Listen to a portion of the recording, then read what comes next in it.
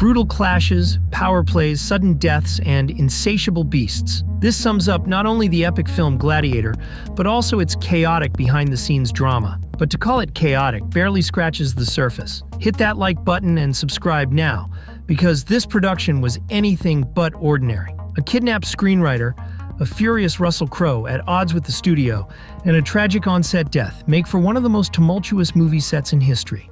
While Ridley Scott's direction and Russell Crowe's performance are the most recognizable elements of Gladiator, the film's journey began with screenwriter David Franzoni. As a young man, he dropped out of college to travel through Europe and Asia.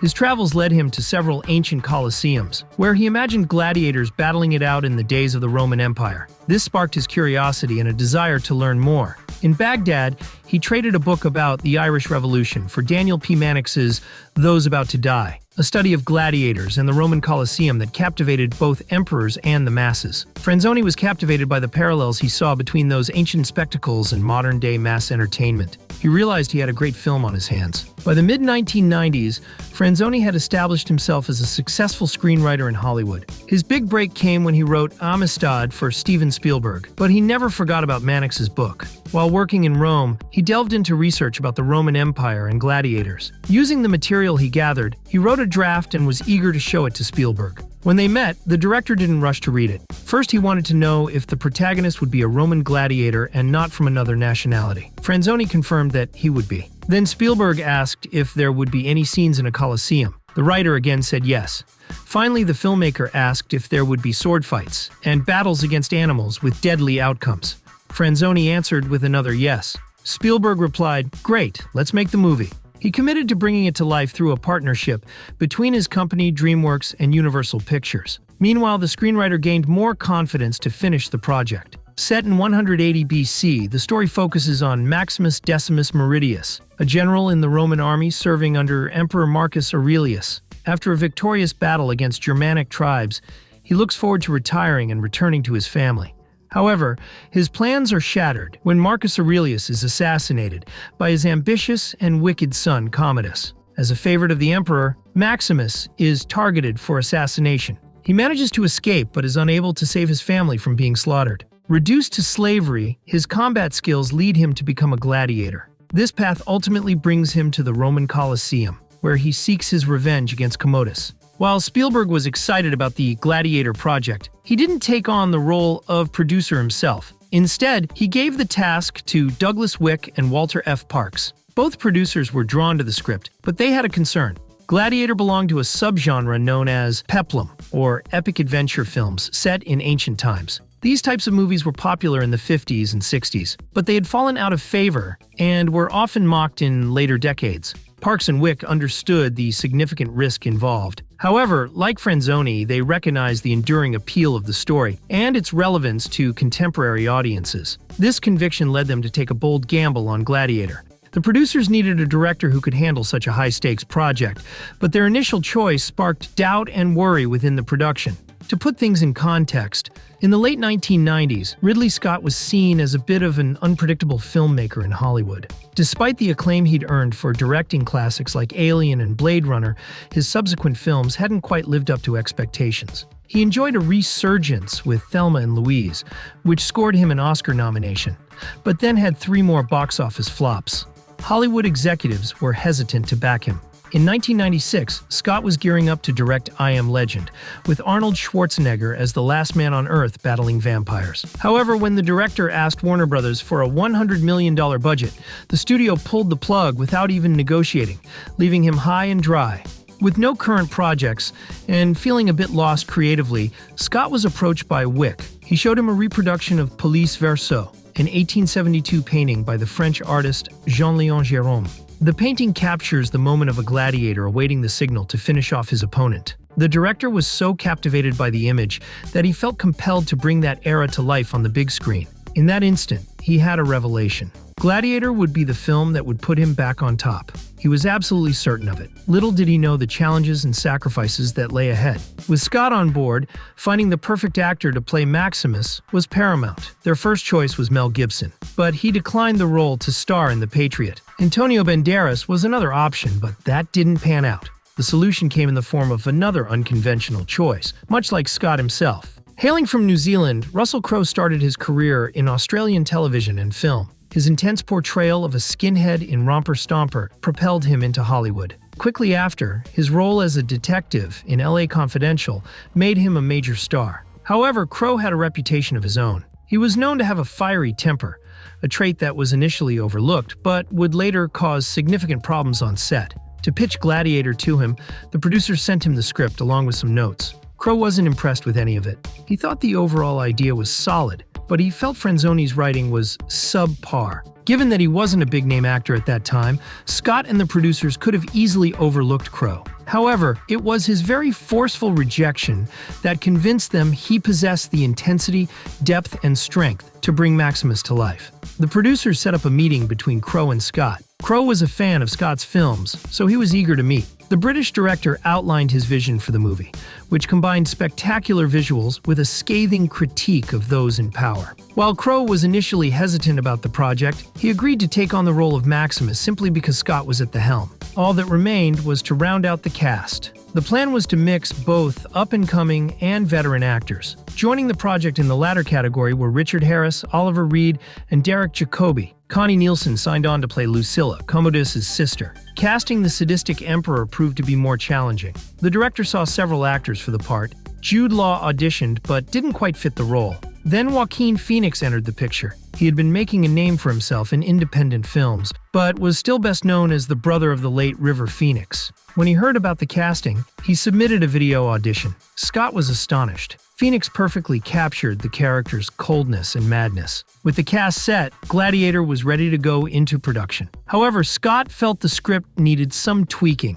After being inspired by the French painting, he took a closer look at Franzoni's script and found the dialogue to be overly complex. The screenwriter produced a new draft, but the director was still unhappy. So he brought in Logan, who he had worked with on I Am Legend. He asked Logan to rewrite all the dialogue, and to polish up some of the scenes as well. Scott was happier with Logan's work, but Crowe remained unconvinced by the script. He made his feelings known loudly just 4 weeks before they were set to start filming. Scott pulled him aside and told him they wouldn't shoot anything he didn't completely believe in. One of the producers took note and immediately called William Nicholson, a screenwriter he was working with on another project. Nicholson read over what Franzoni and Logan had written and offered some suggestions. Despite receiving a screenwriting credit, Nicholson's job was far from a typical 9 to 5. He had to work odd hours throughout the shoot, constantly rewriting scenes whenever anyone wasn't satisfied with the script. Even though there were still some loose ends to tie up, filming for Gladiator kicked off in January 1999, spanning locations in Morocco, Great Britain, and Malta. Scott was no stranger to period dramas, having directed The Duelists, his first feature film, and 1492, Conquest of Paradise. He had also proven his ability to deliver thrilling action sequences. But Gladiator was a whole different beast. With a $100 million budget, hundreds of locations, a massive cast of extras, and a grand scale, even his extensive experience felt like it might not be enough for such an undertaking. However, none of these production challenges were as daunting as dealing with the temperaments of the lead actors. Crowe physically trained for the film's demanding sequences, which involved sword fighting and horseback riding. Even so, he continued to express his dissatisfaction with the script every time he stepped onto the set.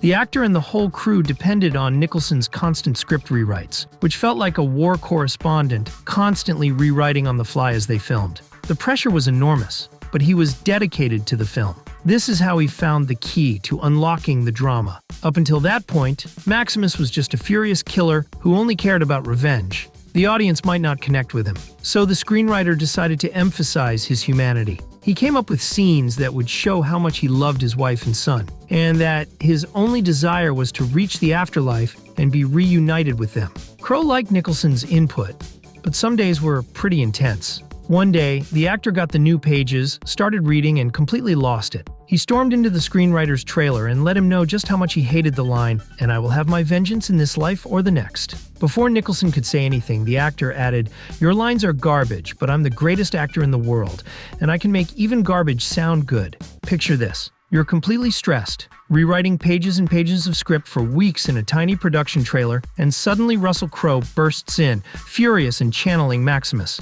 The screenwriter was terrified, especially when he couldn't think of a better line. Furious and ready to tear Nicholson apart, Crowe agreed to say the line. never imagining it would end up being the most powerful line in the whole movie. Crowe didn't just pick on the screenwriter. He also had some pretty heated arguments with Oliver Reed, who played Proximo, Maximus's former Gladiator mentor. But Reed was old school. He had a terrible temper and wasn't intimidated by someone as tough as Crowe. In fact, he once said he saw a younger version of himself in Crowe. When they were on set together, the atmosphere was electric in a bad way. But Scott, a seasoned British director, used that tension to his advantage, creating some really powerful scenes. However, Oliver Reed's fate during filming was tragic, but it wasn't because of his clashes with Crowe. The producers knew the actor had a serious drinking problem, and even though they tried everything to keep him sober, on May 2, 1999, the actor managed to slip away during some scenes being shot in Malta. While the crew was filming, the actor snuck off to a pub where he met 5 British Royal Navy Marines. In a way that was typical of an old-fashioned English gentleman, he challenged them to a drinking contest. The star downed 3 bottles of Jamaican rum, 8 bottles of German beer, and several double whiskeys. While it was clear he'd won the drinking contest against the Marines, the consequences were fatal. He died of a heart attack at the age of 61. The news rocked the Gladiator set. Scott was especially devastated because Reed still had one of the final scenes to shoot, where he enters the arena after Maximus's death. And to make matters worse, screenwriter William Nicholson had had enough of the script rewrites and had just walked off the set. The director called him in a panic and said, "Oliver Reed is dead. We need you back." Just imagine being Nicholson in that moment. The guy had basically been kidnapped and flown to different countries to write, had been repeatedly attacked by Russell Crowe, and had been overworked by the production every day. And now he was being asked to come back and rewrite the ending of the film, because one of the main actors had died in a drinking contest.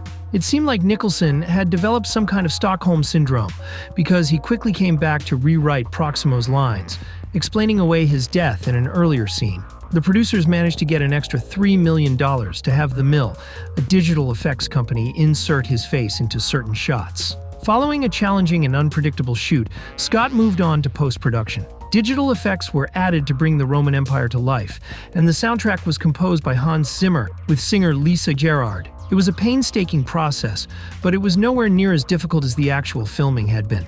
Gladiator hit theaters on May 12, 2000. The filmmakers questioned whether 21st century audiences would embrace a grand epic like the ones of old. The answer was a resounding yes from both critics and fans. It raked in $457 million. Everyone was blown away by the recreation of ancient Rome, the epic battles, and the powerful performances. The film's success continued during awards season. It was nominated for 12 Oscars, with Scott and the screenwriters receiving nods in their categories. In the end, it took home 5 awards, including Best Actor and Best Picture. But Gladiator's triumphs didn't stop there. As Scott had hoped, he was able to re-establish himself as one of the most in-demand directors in Hollywood. From that point forward, he continued to deliver hit after hit. Furthermore, Gladiator launched Russell Crowe to Hollywood stardom. Phoenix also rose to prominence and was able to carve out a more personal career. Franzoni, the brainchild behind the project, solidified his reputation as a screenwriter. And actor Oliver Reed left behind an unexpected legacy. The pub where he passed away was renamed Ollie's Last Pub and proudly displays his unpaid bill. Despite the film's tragic ending, it was so successful that a sequel was always in the cards. Some ideas were pretty out there. The musician Nick Cave wrote a script where Maximus was resurrected by the gods and became a warrior who fought in different eras. Eventually, Scott decided to move forward with the project, but without Crowe. Gladiator 2 stars Pedro Pascal, Denzel Washington, and Joseph Quinn. The new protagonist is Lucius. However, Spencer Treat Clark, who played the young Lucius in the first film, was not asked to return. Gladiator is an epic tale of revenge, set in ancient Rome, but the making of the film was an epic journey in its own right. Despite facing challenges and losses, the film launched careers, revived others, and transports us to a world that is both dangerous and breathtaking. Just when it seemed like the horror genre had run out of fresh scares and new monsters, Terrifier burst onto the scene, a gory, violent carnival of death that was surprisingly a lot of fun.